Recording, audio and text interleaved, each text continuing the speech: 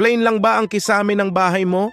Gusto mong bigyan ng premium look pero ayaw gumastos ng malaki? Kung oo ang sagot mo, nanonood ka ng tamang video.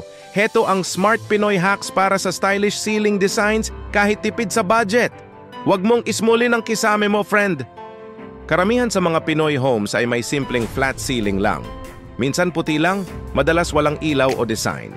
Minsan, may mga agiw pa, di ba? Aminin.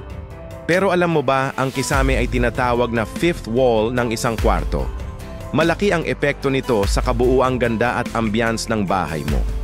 Kadalasan, ito ang pinaka-overlooked na parte ng interior design, kahit na kaya naman itong pagandahin ng hindi kailangang mabaon sa utang. Sayang naman kung napakaganda ng pader at sahig mo, pero ang kisame mo parang napag-iwanan na ng panahon. Kaya't buksan ang isipan sa mga posibilidad. Dahil ang solusyon ay mas simple at mas abot kaya kaysa sa inaakala mo. Handa ka na bang i-level up ang bahay mo? Narito ang mga Smart Pinoy Ceiling Design Hacks na magpapabago sa pananaw mo sa kisame. Una, pag-usapan natin ang materyales. Kung sawa ka na sa plain na plywood o gypsum board, subukan mo ang PVC ceiling panels. Napakaraming designs nito. May plain, may patterns, at mayroon ding parang kahoy ang itsura. Ang maganda dito, bukod sa mura, madali itong i-install at waterproof pa. Perfect ito lalo na kung may problema ka sa tulo o anay. Isa pang option ay ang wood texture boards. Nagbibigay ito ng warm at rustic feel sa bahay. Hindi mo kailangan ng totoong kahoy na mahal. May mga vinyl o laminated boards na kamukhang-kamukha na ng totoo.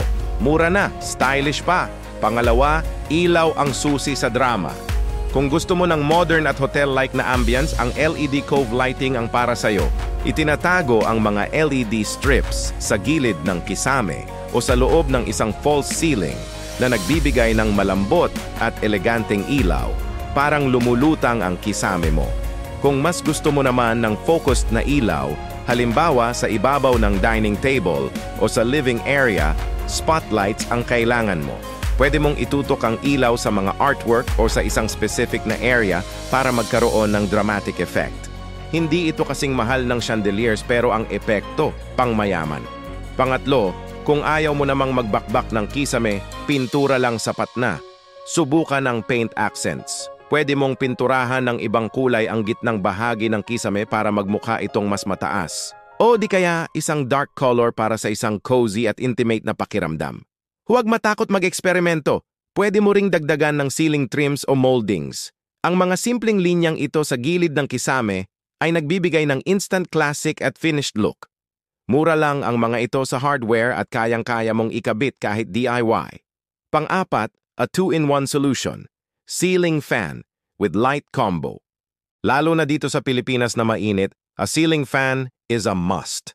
Pero imbes na bumili ng plain na electric fan, pumili ka ng may kasamang magandang ilaw.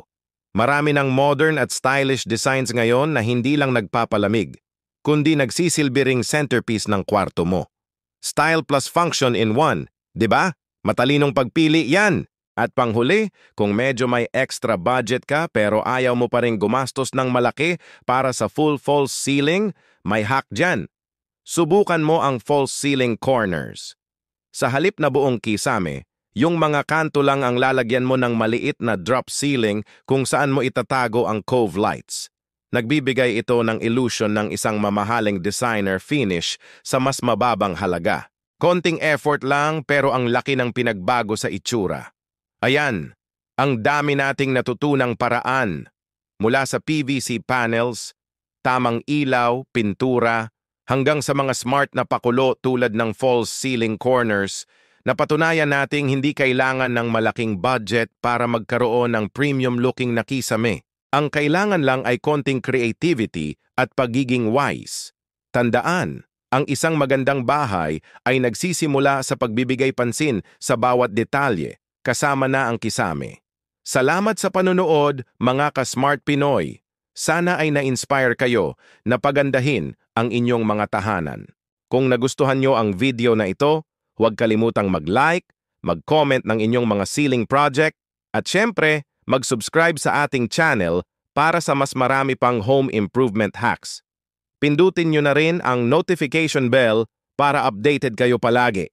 Sa susunod na video, isa na namang exciting na topic ang pag-uusapan natin. Alamin natin ang mga hacks para sa murang wall accent ideas na nagbibigay ng luxury look sa bahay ng Pinoy. Abangan yan! Hanggang sa muli!